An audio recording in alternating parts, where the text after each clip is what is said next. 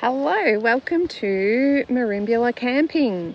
We've been camped up here on this gorgeous Hipcamp for 2 weeks, and today is our last day. We're heading off tomorrow, and so I thought I should take you for a walk around and tell you a little bit about it.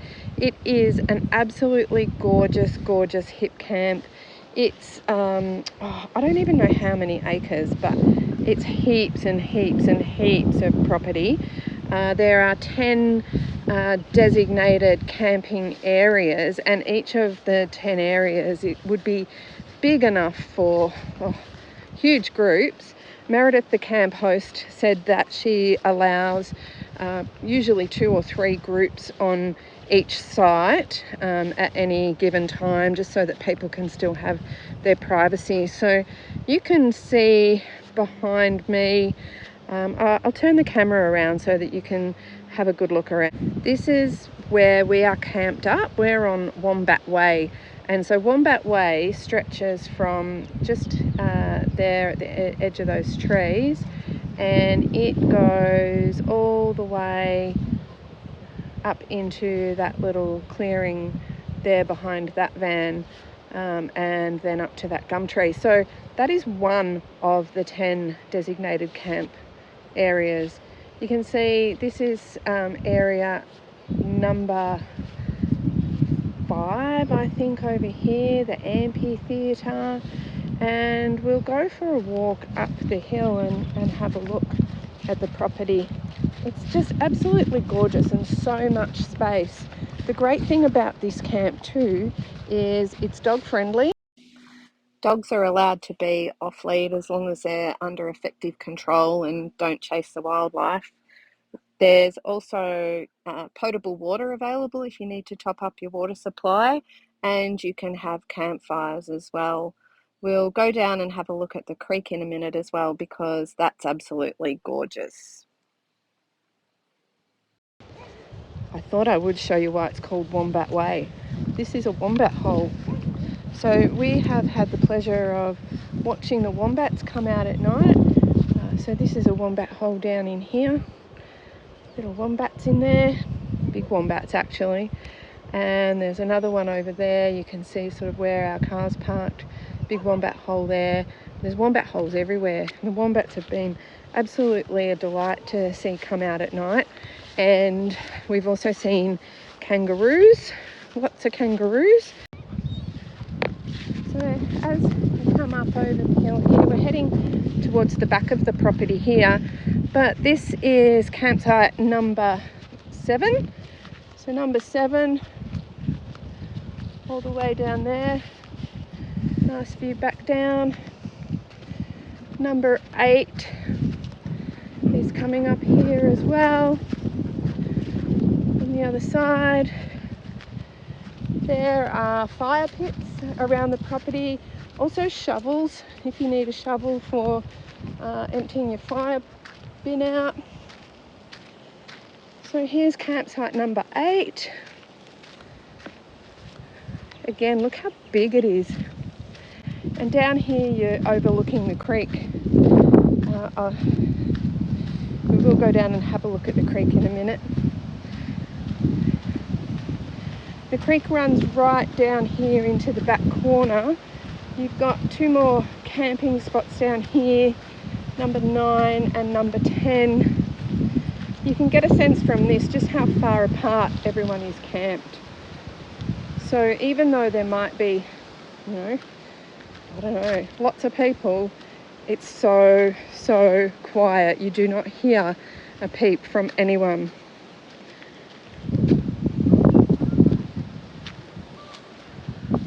There's also lots of fallen wood around, firewood around. So if you've got a saw, you can cut your own firewood. You can certainly collect your own kindling off the ground without any issues.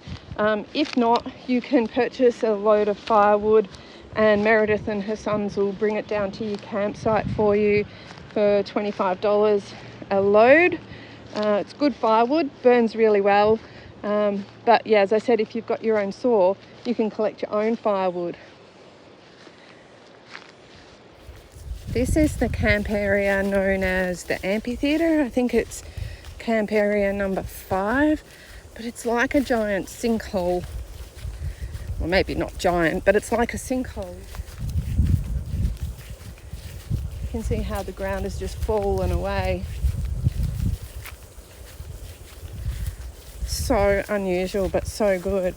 And the really good thing about each of the campsites is that I don't think it would really matter where you were. You have got these great clear spaces where you would get plenty of solar on your panels. Starlink, we've had no issue whatsoever with Starlink or solar.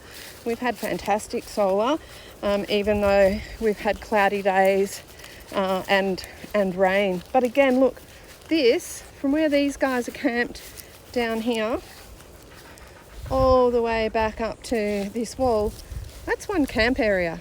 Massive and beautiful. Let's keep heading down towards the creek. So we're coming down to the creek now. The creek weaves its way through the property. To get to the campsites you need to do 2 small creek crossings, and I say small, they're almost you almost don't even know you're driving through a creek. And we have been here for, as I said, 2 weeks.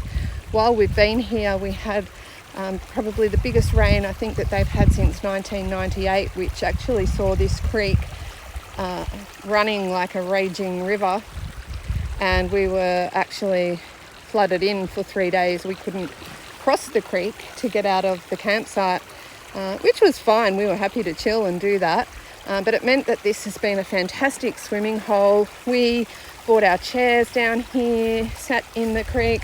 We came down here one afternoon and with some drinks and just sat by the creek, and Oz swam and played and had heaps of fun. And so on the other side of the creek there are more camps, and they're a little bit more open. I think they're campsites number 1 to 4. Some of them are called Farm View, and the pricing is different for the different areas that you camp. I guess the more exclusive private areas are slightly more expensive. So us over there, we paid $37.50 per night per adult, and I think it was an extra $10 per night for the kids. So you have to think about where you are really, because that factors into the price. We are in a big tourist town. We're 5 minutes from the beach. We're 5 minutes from the supermarket. We're 10 minutes from Merimbula. We're 20 minutes from Tathra. And you pay for that. Like, we've been down to the caravan parks and they are so busy. They're jam-packed. Besides the fact that you can't get into them if you've got a dog at this time of year. Most of them won't take dogs in the school holidays.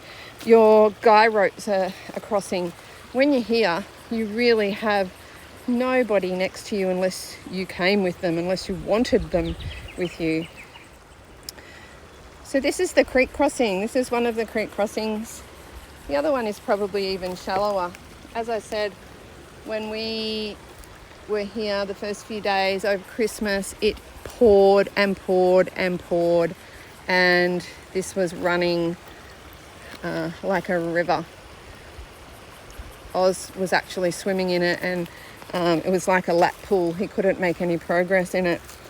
There's also drop toilets. There's a few of the drop toilets scattered throughout the property, so they're pretty conveniently located. We're okay. We have our own toilet and shower, so we're pretty self-sufficient. But it's good to know that if you needed it, the toilet, drop toilet, is just up in there. It's really well done. It doesn't smell at all. Meredith and her kids come and clean it every day. So, you've got a toilet. You've got access to water if you need it. You can have a swim in the creek to keep clean. You can have a campfire. You can have your dog. It really doesn't get much better than this. So that's really my summary of Merimbula Camping. You'll find it on Hipcamp. Meredith prefers her bookings to come via Hipcamp. As I said, not the cheapest Hipcamp that you'll find, but it is certainly one of the best. We have absolutely loved our stay here, and given that it's Christmas time, school holidays, tourist town, we are more than happy to pay the price that we've paid, and we think that you really do get value for money at Merimbula Camping. We will come back to this place again in the future, there is no doubt. So here we are at our camp spot on Wombat Way. You can see we've had our solar blanket out, we've got the van set up here, the truck's parked over there at the moment, our fireplace. There is access to the creek down there. It's probably not as easy to get to it as it is if you just walk to the end of the road. Gorgeous camp spot. We have just loved it. It's been a bit quiet the last couple of days since our friends left, but all in all, it's been a fantastic camp spot. Thanks for watching.